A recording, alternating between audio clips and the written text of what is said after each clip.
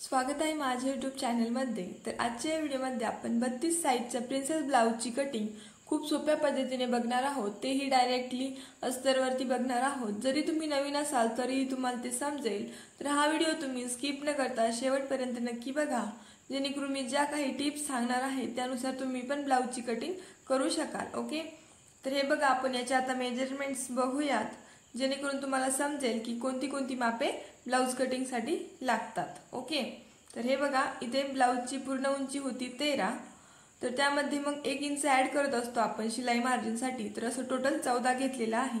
छाती आहे 32 ची, तर तिचा चौथा भाग काढलाय तर तो 8 आलाय। त्यामध्ये 1.5 इंच मार्जिन ऍड करत असतात, तर ते टोटल झाला आहे 9.5। गळारुंदी घेतलेली आहे 2.5 ची। शोल्डर आहे 3 चं, जे तयार झाल्यावरती 2.5 चं होईल। मोंडा आहे 5.5 चा 32 साइज साठी। पुढचा गळा आहे 5.5 चा, त्यामध्ये अर्धा इंच ऍड केलंय तर तो टोटल झालंय 6 चं। मागचा गळा आहे 9 चा, तर त्यामध्ये पण अर्धा इंच ऍड केलंय तर ते टोटल झालं आहे 9.5। आणि बाही लांबी आहे इथे 4 ची, तर इथे अस्तरचं ब्लाउज असल्यामुळे इथे आपण अर्धा इंच ऍड करत असतो, ते टोटल झालंय 4.5। आणि दंडघेरा आहे 10 चा, तर त्याचं निम्म 5 आणि कंबर आहे 26.5 चं। ओके, तर हे बघा, इथे मी डबल फोल्ड अस्तर घेतलेला आहे, तर याची बंद बाजू माझ्या साइडने आहे। ओके, तर यावरती आता आपण मापे टाकूयात। तर हे बघा, इथे मी ठेवते बोर्ड, जेणेकरून तुम्हाला कळतील मापे। तर हे बघा, या साइडने आपली बंद बाजू आहे, तर इकडच्या साइडने आता आपण पूर्ण उंची टाकणार आहोत। तर इथे पूर्ण उंची किती होती 13, तर त्यामध्ये 1 इंच ऍड केलंय शिलाई मार्जिन साठी, तर तिथे टोटल टाकायची आहे 14। ओके, तर हे बघा, जिकडून बंद बाजू आहे ना त्या साइडने टाकायची आहे, जेणेकरून आपण त्या साइडने गळ्याचा जो आकार असतो तो कट करतो, मग तो आपला भाग व्यवस्थित रेडी होतो। ठीक आहे, तर हे बघा, आपण आता या साइडने पूर्ण उंची टाकून घेणार आहोत। बंद बाजूकडूनच पूर्ण उंची टाकायची आहे, हे नेहमी लक्षात ठेवा। ठीक आहे, तर हे बघा, इथे पूर्ण उंची टाकूयात आपण। तर इथे आहे 14 उंची, तर तिथे टाकून घ्यायची आहे। तर हे बघा, व्यवस्थित टेप सरळ ठेवत तिथे उंची टाकून घ्यायची आहे, मार्किंग करायची आहे। आणि मग तिथूनच पुढे लगेच आपल्याला छातीचा चौथा भाग टाकायचा आहे, जो की आलेला आहे आपला 9.5 चा। ठीक आहे, तिथे आणि मध्ये आणि वरती सेंटरला अशा 3 ठिकाणी आपण टाकून घेणार आहोत, जेणेकरून आपला तो बॉक्स व्यवस्थित रेडी होईल। ओके, तर इथे आता आपण टाकूयात 9.5 ची घडी, जिथे आपण घेतली ना पूर्ण उंची तिथून सरळ। ठीक आहे, तर हे बघा, मग खडूचं इथे दिसत नाहीये, तुम्हाला दाखवते मी नंतर डार्क करून। तर हे बघा, इथे टाकायचंय 9.5 चं। तर हे बघा, इथे 9.5 ला मार्किंग करून घ्यायची आहे व्यवस्थित। तिथे झाल्यानंतर आपण वरती आणि सेंटरला पण करणार आहोत। तर इकडून अगोदर चेक करायचे पूर्ण उंची बरोबर येते की नाही, तर इथे थोडीशी कमी पडते, तर आपण करून घेऊ ते ऍडजस्ट। तर हे बघा, इथे मी मार्किंग करून घेतलेली आहे। तर आता आपण तिथे पट्टीच्या सहाय्याने ती ड्रॉ करूयात। ओके, तर यानंतर आता आपण वरती पण घडी टाकून घेणार आहोत 9.5 ची। तर हे बघा, व्यवस्थित अगोदर अस्तर करून घ्यायचं आहे, सरळ आहे की नाही ते बघायचंय। खालीवर असलं तर ते व्यवस्थित सरळ करून घ्यायचं। तर हे बघा, इथे 9.5 टाकलंय, आता मधोमध पण टाकणार आहोत आणि आपण तो बॉक्स ड्रॉ करून घेणार आहोत। ओके, तर हे बघा, अशाच पद्धतीने तुम्ही पण टाकायचं आहे 3 ठिकाणी आणि मग तो पट्टीच्या सहाय्याने बॉक्स ड्रॉ करून घ्यायचा आहे, जेणेकरून आपल्याला पुढची मापे टाकण्यास व्यवस्थित टाकता येतात। ओके, तर हे बघा, इथे मी बॉक्स ड्रॉ करून घेते। यानंतर आपण टाकणार आहोत गळारुंदी। तर इथे गळारुंदी किती आहे 2.5 ची, तर इथे मग आपण 2.5 टाकणार आहोत। आणि इथे शोल्डर घेतलेला आहे 3 चं, ते टोटल होतं 5.5, तर इथे मी 2.5 ला मार्किंग केली। आता पुढे 3 शोल्डर घ्यायचे। शोल्डर 3 घेतल्यावर तिथे शिवून झाल्यानंतर 2.5 चं रेडी होतं, तर त्यामुळे इथे पण 3 चं घेतलेलं आहे। तिथून जिथे शोल्डर घेतलंय तिथून खाली घ्यायचं आहे मोंढाचं माप। तर इथे मोंढा किती होता 5.5 चा, तर इथे 5.5 ला मार्किंग करायची आणि तो बॉक्स आपण आता ड्रॉ करून घेणार आहोत। तर इथे साईज नुसार मोंढा बदलत असतो, तर इथे 5.5 चा घेतलाय। तर इकडच्या साइडने जिकडे गळारुंदी आहे तिकडे टाकायचं आहे मागच्या गळ्याचं माप। तर इथे होतं 9.5, तर तिथे टाकलंय आणि तो पण बॉक्स ड्रॉ करून घेतलाय। तर हे बघा, मागच्या गळ्याला आपण हवा तसा आकार देऊ शकतो। तर हा बॉक्स मी ड्रॉ करून घेते आणि तसाच ठेवते, तुम्हाला जो वाटेल तो तुम्ही देऊ शकता। तर हे बघा, इथे मी डार्क करून दाखवते, ते दिसत नव्हतं ना खडू। तर हे बघा, अशा पद्धतीने आपली मार्किंग झालेली आहे। तर हे बघा, खालचा साइडचा कमरेचा भाग आहे। तर हे बघा, मी डार्क करून दाखवते, तो अगोदरचा खडू व्यवस्थित दिसत नव्हता। तर हे बघा, ही लाईन पण व्यवस्थित सरळ ड्रॉ करून घ्यायची आहे आणि जिथे आपण मोंड्याची मार्किंग केली आहे तिथे आपण आता तिरक 1.5 इंच घेऊन शेप देत असतो। मागच्या मोंड्यासाठी 1.5 इंच घेतात हे लक्षात ठेवा आणि पुढच्या मोंड्यासाठी 1 इंच घेत असतात। तर पुढे दाखवते मी तुम्हाला 1 इंच कसा घ्यायचा। तर अगोदर आपण इथे 1.5 इंच घेणार आहोत।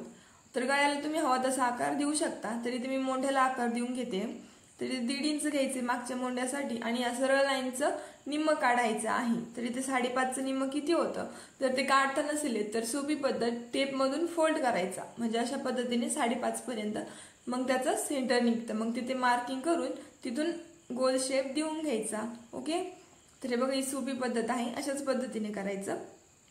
तर हे बघा इथे मी गोल शेप देऊन घेते आणि यानंतर आपण याची कटिंग करणार आहोत। तर मग साइडने कटिंग करायची आहे त्याची। गळ्याला आकार तुम्ही तुमच्या आवडीनुसार देऊ शकता, तरी ते मी चौकोनीच ठेवते। तर हे बघा याची आता आपण कटिंग करूयात। तर व्यवस्थित हळूवारपणे कटिंग करून घ्यायची आहे बाहेरच्या साइडने, ठीक आहे।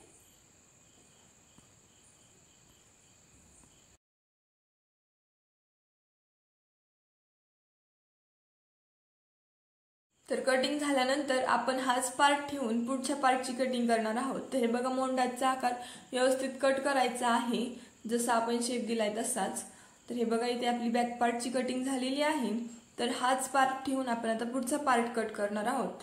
तर पुढच्या पार्टसाठी 1 इंच एक्स्ट्रा घेतात, तर इथे बसतंय का बघूयात आपण अगोदर। तर हे बघा व्यवस्थित करून घ्यायचंय, खाली 1 इंच एक्स्ट्रा येतंय, तर मी इथेच ऍडजस्ट केलंय त्याला व्यवस्थित।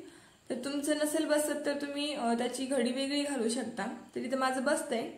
तर हे बघा अशा पद्धतीने ठेवून त्याला आहे तसंच मार्किंग करून घ्यायची आहे। तर बघा इथे खाली 1 इंच आलेला आहे व्यवस्थित। तर याला आता आपण मार्क करून घेऊयात। तर हे बघा इथे मी मार्किंग करून घेते। तर खालच्या 1 इंचाची मार्किंग ऑलरेडी कटिंग झालेली आहे, त्यामुळे तिथे मी मार्किंग केलेली नाहीये, तर तुम्ही तिथे मार्किंग करून घ्यायची आहे। तर हे बघा इथे मी ॲज इट इज ते मार्किंग करून घेतलेलं आहे आणि गळा रुंदीचे तिथे मी मार्किंग करते, जेणेकरून आपल्या लक्षात येईल। तर याला मी साईडला करते। तर इथे पहिला चेंज होता आपला 1 इंच जास्त घेण्याचा आणि दुसरा चेंज आहे मोंडा जो आहे ना तो आपल्याला अगोदर आहे तसंच ड्रॉ करायचा आहे 5.5चा, कारण इथे पुढच्या मोंड्यासाठी आपण 1 इंच घेतो असतो, ठीक आहे। तर इथे गळा रुंदीची मी मार्किंग करून घेते। तर इथे आपली गळा रुंदी होती 2.5ची, तर त्याची मी मार्किंग करून घेते तिथे, जेणेकरून तिथे आपल्याला पुढच्या गळ्याचं माप व्यवस्थित टाकता येईल। तर हे बघा इथे मी 2.5ला मार्किंग करून घेते आणि इथे समोर 3 येत आहे का ते चेक केलंय आणि तिथून खाली आता आपला मोंडा कितीचा आहे 5.5चा, तर तो ड्रॉ करून घ्यायचा आहे। ओके, तर हे बघा इथे मी 32 साईजसाठी 5.5 मोंडा घेतलेला आहे। तर छातीच्या साईजनुसार मोंडा आपण बदलत असतो।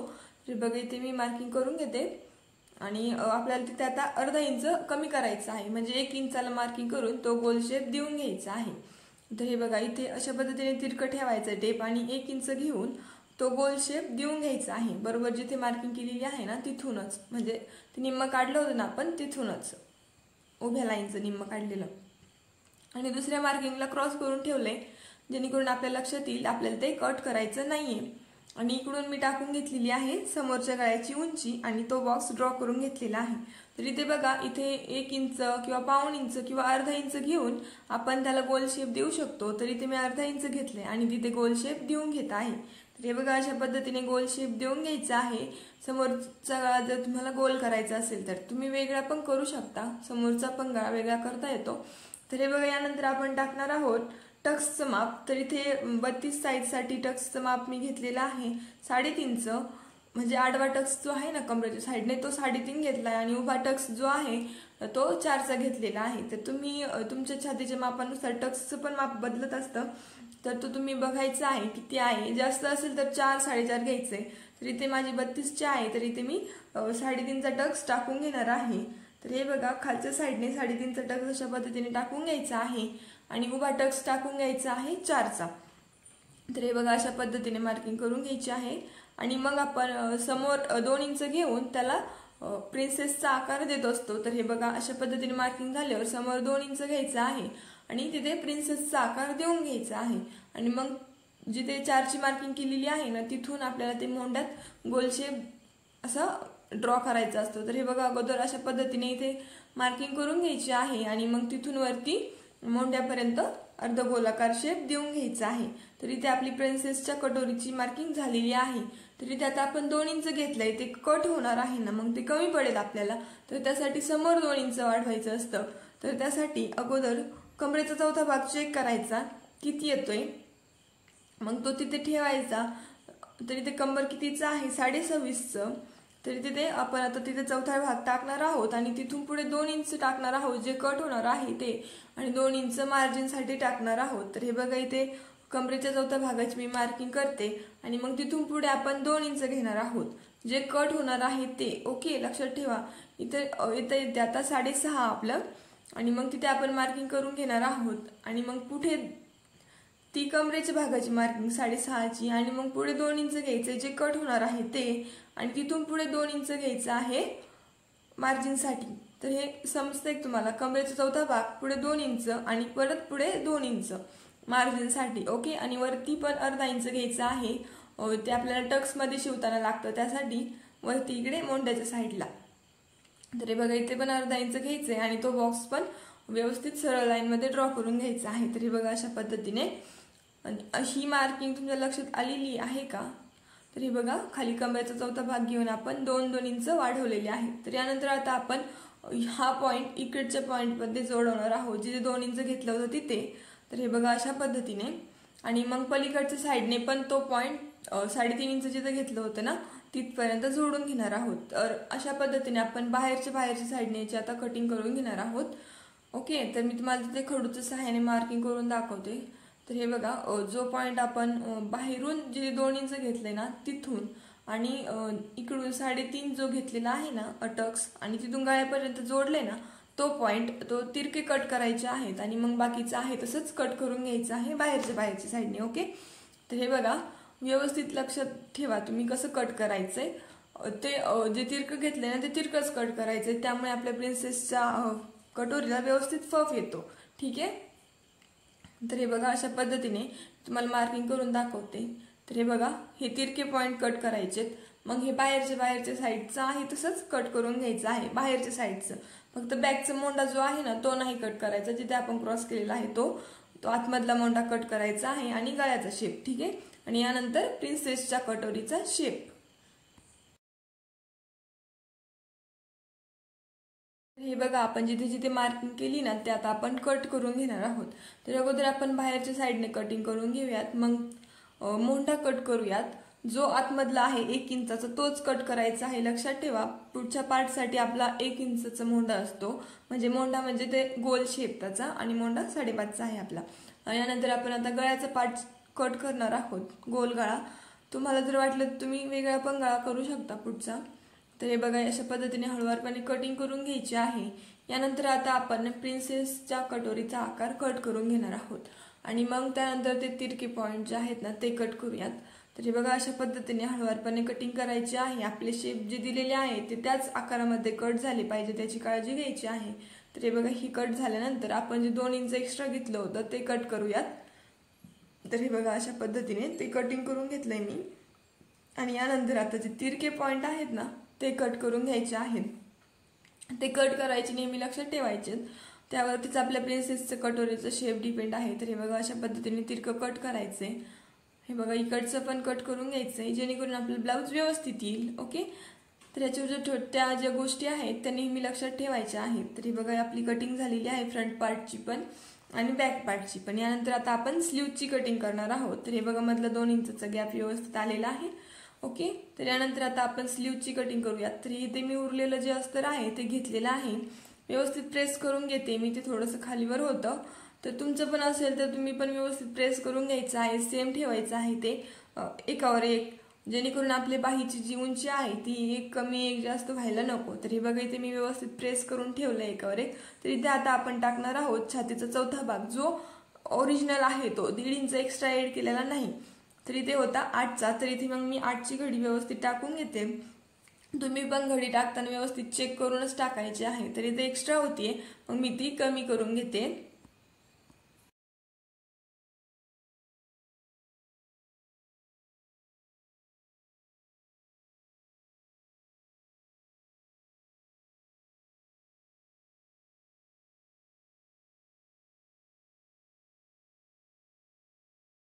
तर हे बघा इथे व्यवस्थित आपली 8ची घडी टाकून झालेली आहे. तर इथे मी प्रेस करून घेते व्यवस्थित. तरी बघा तुम्हाला मी एकदा पुन्हा मोजून दाखवते 8ची घडी आली की नाही. तुम्ही पण ॲक्युरेटच घडी टाकायची आहे तुमच्या छातीच्या चौथ्या भागाची. ओके, तर हे बघा इथे मी व्यवस्थित प्रेस करून घेते जेणेकरून ते हलणार नाही. तर हे बघा इथे आपली ॲक्युरेट 8ची घडी टाकून झालेली आहे. तर इकडून आता आपल्याला टाकायची आहे बाहीची उंची, बाहीची लांबी. तर ती किती होती इथे 4.5ची. मग ती इथे मी टाकून घेते. तुमची जेवढी असेल तेवढी तुम्ही टाकून घ्यायची आहे. तर हे बघा इथे मी 4.5ची बाहीला मार्किंग करते इकडच्या साईडने पण. आणि आता आपण तो बॉक्स ड्रॉ करून घेणार आहोत. तर हे बघा इथे दोन्ही साईडने 4.5ला मार्किंग केली. आता ती सरळ लाईन जोडून तो बॉक्स आपण ड्रॉ करणार आहोत आणि तो कट करून घेणार आहोत जेणेकरून आपल्याला मापे टाकताना पुढची सोपी जातील तो बॉक्स कट करून घेतल्यानंतर. ओके, तर हे बघा इथे मी तो कट करून घेते. हळूवारपणे कटिंग करून घ्यायची आहे, खालीवर नाही झाले पाहिजे ते अस्तरचे कापड.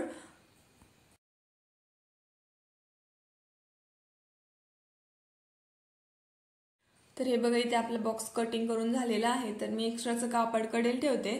तर हे बघा या बॉक्सवरती आता आपल्याला बाहीची मापं टाकायची आहेत, म्हणजे काय काय चेंजेस करतो ते.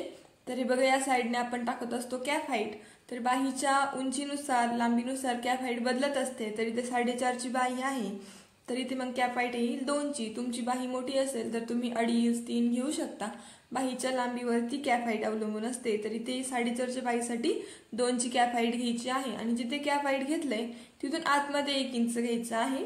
ओके, तर हे बघा हे 1 इंच 3 ठिकाणी टाकायचं आहे ते तुम्ही लक्षात ठेवा. तर हे बघा इकडे जिथे फोल्ड भाग आहे ना आपला तिकडे पण 1 इंच घ्यायचे आणि खाली पण 1 इंच घ्यायचं आहे आणि कॅफ हाईट ओपन भागाकडून टाकायची आहे ते लक्षात ठेवा. तर हे पॉइंट आता आपण जोडून घेणार आहोत. तर हे बघा अशा पद्धतीने हा पार्ट इथे जोडायचा आहे, पुढे नाही जोडायचा, हे लक्षात ठेवा. तर हे बघा अशा पद्धतीने जोडल्यावरती हा इकडे जोडून घ्यायचा आहे जिथे 1 इंच घेतलं होतं ना तिथे. ओके, तर हे बघा ही लाईन मी मार्किंग करून घेते. यानंतर आता आपल्याला या लाईनचं निम्म काढायचं असतं. तर हे बघा ही लाईन अगोदर मेजर करून घ्यायची. तर ती कितीची येते ते बघायचे आणि मग त्याचं निम्म करायचं. तर हे बघा हे जे पॉईंट आहेत ना 1 इंचाचे तेवढेच आपल्याला मेजर करायचे आहेत, म्हणजे मोजायचे आहेत. तर हे बघा इथे किती येत आहे, तर इथे आलेलं आहे 6. तर 6चं निम्म किती होतं मग 3. तर 3च्या तिथे मार्किंग करायची आणि परत त्या 3चं निम्म करायचं आहे दोन्ही पण साईडने. तर इकडून पण 1.5ला आणि इकडे पण 1.5ला, म्हणजे ते अर्ध अर्ध होईल, अर्ध्याचं अर्ध. ओके, जिथे कॅफ हाईट टाकलेली आहे त्या साईडने आपण खाली अर्धा इंच घेणार आहोत आणि इकडे जिकडे उंची आहे तिकडे वरती अर्धा इंच घेणार आहोत. ओके, तर हे बघा इकडे खाली अर्धा इंच आणि इकडे वरती अर्धा इंचाला मार्किंग करून घ्यायची आहे जिथे ते मधले पॉइंट आलेले आहेत तिथे. ओके, आणि मग यानंतर आपण त्याला बाहीचा आकार देणार आहोत. तर हे बघा अशा पद्धतीने मधल्या पॉइंट मधून ते घालायचं आहे. तर हे बघा अशा पद्धतीने आणि ते तिथे 1 इंच घेतले ना तिथे जोडायचं आहे, पुढे नाही जोडायचं. तर हे बघा अशा पद्धतीने जोडून घ्यायचं आहे. यानंतर आपण त्याची आता बाहेरच्या साईडने कटिंग करणार आहोत. तर हे बघा हे समजलंय तुम्हाला, हे अशा पद्धतीने ते आकार देऊन घ्यायचा आहे. यानंतर आता आपण इथून अशा पद्धतीने बाहेरून कटिंग करणार आहोत. ओके, तर हे बघा अशा पद्धतीने बाहेरच्या साईडने कटिंग करून घ्यायची आहे. जो अर्ध गोलाकार आतमध्ये आहे तो कट नाही करायचा अगोदर, तो आपण बाही ओपन करून कट करत असतो. तर अशा पद्धतीने बाहेरच्या साईडने अगोदर कटिंग करायची आणि मग बाही ओपन करून जो आपण खाली अर्धा इंच जो गोल शेप दिलेला आहे तो कट करायचा आहे. तर हे बघा अशा पद्धतीने बाही ओपन करायची आणि मगच तो कट करायचा आहे जेणेकरून तो आपण पुढच्या साईडने लावतो ना तो तयार होईल.